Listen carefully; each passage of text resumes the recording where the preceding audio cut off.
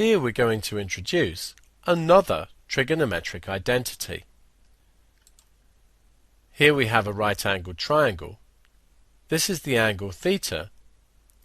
This is the adjacent with respect to theta, the opposite, and the hypotenuse. We know that sine theta is defined as the opposite divided by the hypotenuse. The cosine of theta is defined as the adjacent divided by the hypotenuse. And the tangent of theta is defined as the opposite divided by the adjacent. If we consider sine theta divided by cos theta, this would be the opposite divided by the hypotenuse,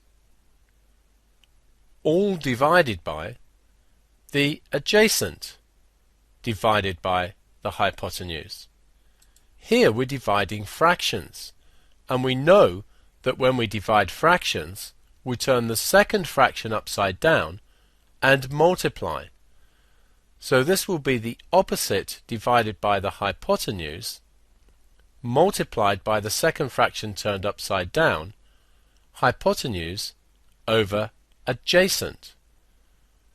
We can see that the hypotenuse cancels, leaving us with opposite over adjacent. This is the tangent.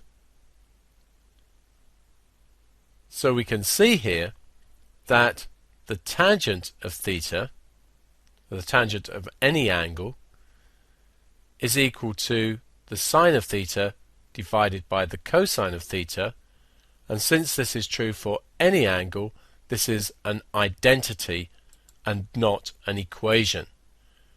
Identically equal means equal for any angle.